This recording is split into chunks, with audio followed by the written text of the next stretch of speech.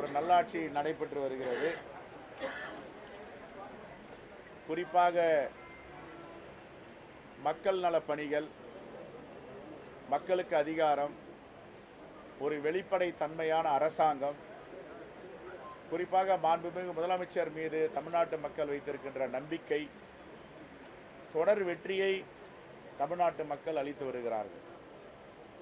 2019 நாடாளுமன்ற தேர்தலாகட்டும், அதற்கு பிறகு நடந்த உள்ளாட்சி அமைப்புகள் தேர்தலாகட்டும், 2021 சட்டமன்ற தேர்தல் முடிவுகள்,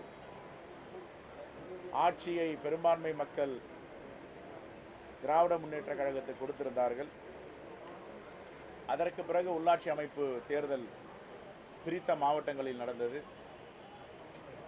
தொடர் இடைத்தேர்தலில் கடந்த ஆண்டு நடந்த நாடாளுமன்ற தேர்தலில் இந்தியாவில் எங்கும் இல்லாத வெற்றி, 40க்கு 40 பாண்டிச்சேரி உட்பட வெற்றி வாய்ப்பை தமிழ்நாட்டு மக்கள், பாண்டிச்சேரி மக்கள் அளித்தார்கள்.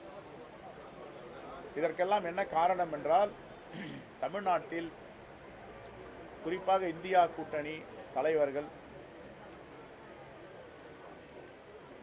நல்ல கருத்துக்களை தமிழ்நாட்டு அரசிடம் எடுத்து வைத்து எதையெல்லாம் செய்ய வேண்டும், தமிழ்நாட்டு மக்கள் எதை எதிர்பார்க்கிறார்கள் என்ற சட்டப்பேரவை விவாதங்களாகட்டும், மக்கள் மன்றத்தில் நடக்கின்ற விவாதங்களாகட்டும், ஜனநாயகபூர்வமாக, அறிவுபூர்வமாக அதை எடுத்துக்கொண்டு மாண்புமிகு முதலமைச்சர் நடைமுறைப்படுத்தி வருகிறார். ஜனநாயகம் எங்கே தழைத்து ஓங்கி நிற்கிறது என்றால் நாடாளுமன்றத்திலும் சட்டமன்றத்திலும். ஆனால் இங்கே சட்டமன்றத்தில் இருக்கின்ற ஜனநாயகம் நாடாளுமன்றத்தில் இருக்கிறதா என்றால் ஒரு மிகப்பெரிய கேள்வி. குறிப்பாக பலமான எதிர்க்கட்சியாக இருக்கின்ற காங்கிரஸ் பேரியக்கம் நாடாளுமன்றத்தில் எங்களுடைய ஒப்பற்ற தலைவர், இந்த தேசத்தின் நம்பிக்கை, எதிர்காலமாக இருக்கின்ற தலைவர் ராகுல் காந்தி அவர்கள் வைக்கின்ற முன்னெடுக்கின்ற வாதங்களை பாஜக அரசு ஏற்றுக்கொள்வதில்லை. ஆனால் தமிழ்நாட்டில் ஜனநாயக சக்திகள் வைக்கின்ற வாதங்களையும் ஆக்கப்பூர்வமாக எடுத்துக்கொண்டு ஒரு நல்லாட்சியை மாண்புமிகு முதலமைச்சர் அவர்கள் அளித்து வருகிறார்.